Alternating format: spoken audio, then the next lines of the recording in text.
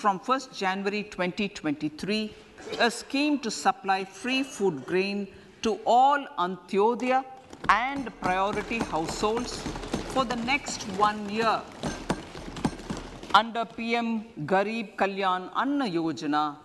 The entire expenditure. नमस्कार। 45 लाख करोड़ भारत का 2023-24 का बजट है जो 102 मंत्रालयों में विभाजित करना है। इतनी बड़ी धनराशि का विभाजन कौन करता है, कब करता है और कैसे किया जाता है, जिससे मेरे देश का 1 साल का विकास तय होता है। सब जानकारी देंगे आपको इस वीडियो में, तो बने रहिए आप लास्ट तक। और यदि चैनल पे नए हैं तो सब्सक्राइब कीजिए, लाइक कीजिए और दोस्तों से शेयर जरूर कीजिए।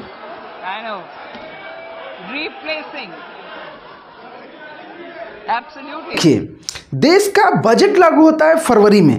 पहले अंतिम फरवरी में होता था, अब कुछ दिनों से 1 फरवरी में होता है। हमारे देश भारत में बजट लागू होने का मतलब कि 1 साल में देश में कितना खर्च करना है इसका अनुमान लगाना है। अब जैसे हमारे घर में किसी की सैलरी आती है, सैलरी आने के साथ साथ ही 1-2 दिन में यह निर्णय ले लिया जाता है कि इस पूरे सैलरी को कहाँ खर्च करना है। अब देश तो हमारा बहुत बड़ा है और हमारे सैलरी से देश का बजट करोड़ों गुना अधिक है, इसीलिए इसके खर्च का निर्णय लेने में कुछ समय लगता है और इस पर कुछ सत्ता पक्ष और विपक्ष पक्ष का बहस भी होता है। यही बहस करने के लिए सभी संसद सदस्यों को बैठक बुलाई जाती है। इस बैठक को बजट सत्र कहा जाता है। इस बजट सत्र में देश के आर्थिक विकास और इकोनॉमिक से जुड़े फैसले लिए जाते हैं। आर्टिकल 81(1) के अंतर्गत बजट सत्र की शुरुआत राष्ट्रपति के भाषण से होता है, यानी दोनों सदनों को एक जगह संयुक्त अधिवेशन बुलाकर पहला अभिभाषण राष्ट्रपति द्वारा किया जाएगा। इस साल 2023-24 में बजट सत्र 31 जनवरी से लेकर 6 अप्रैल तक चलेगा, जिसे 2 भागों में बांटा गया है। पहला भाग 31 जनवरी से 14 फरवरी तक चलेगा और दूसरा भाग 12 मार्च से 6 अप्रैल तक चलेगा।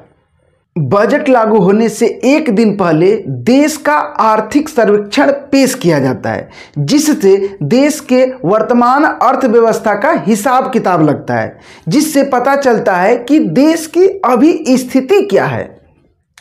और इसी आर्थिक सर्वेक्षण के आधार पर बजट सत्र के पहले भाग में चर्चा होती है तथा यह पता चलता है कि देश किस रफ्तार से आगे बढ़ रहा है और अभी किस सेक्टर में कितना निवेश हुआ है और आगे किस सेक्टर में कितना निवेश करने की जरूरत है।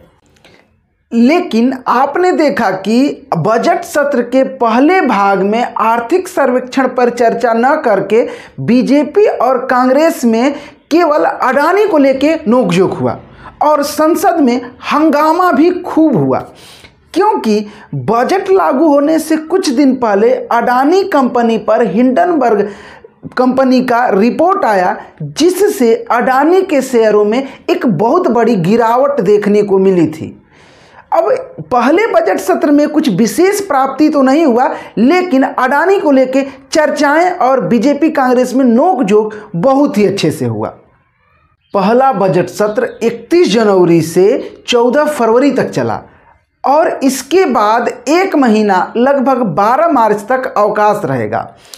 इस अवकाश के समय में प्रत्येक विभाग द्वारा की गई मांग को संसदीय अस्थायी समिति द्वारा जांच पड़ताल किया जाएगा और प्रत्येक विभाग द्वारा की गई मांग और 1 साल में किए गए काम के आधार पर अस्थायी समिति द्वारा एक रिपोर्ट बनाया जाएगा और यही रिपोर्ट संसद के द्वितीय बजट सत्र, जो सेकेंड बजट सत्र आएगा, उसमें पेश किया जाएगा और उसी पर चर्चा किया जाएगा, जिसके आधार पर केंद्रीय बजट और धन विधेयक पारित किया जाएगा।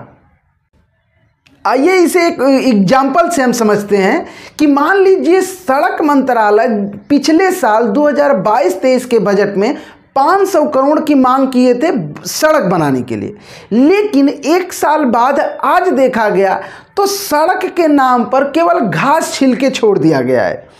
तो अब अस्थाई समिति सड़क मंत्रालय से पिछले साल का पूरा हिसाब किताब मांगेगी, जिसके आधार पर इस साल 2023-24 के बजट में सड़क मंत्रालय को मांग पूर्ति किया जाएगा। मतलब उनकी पैसे जितना मांग किए थे उसके आधार पर ही दिया जाएगा। तो इस तरह से हमारे बजट जो लागू होता है और सभी विभागों में धन का बंटवारा होता है। तो आप बताइए ये वीडियो आपको कैसा लगा, और ये जानकारी यदि अच्छी लगी तो दोस्तों से शेयर जरूर करें, लाइक करें। धन्यवाद।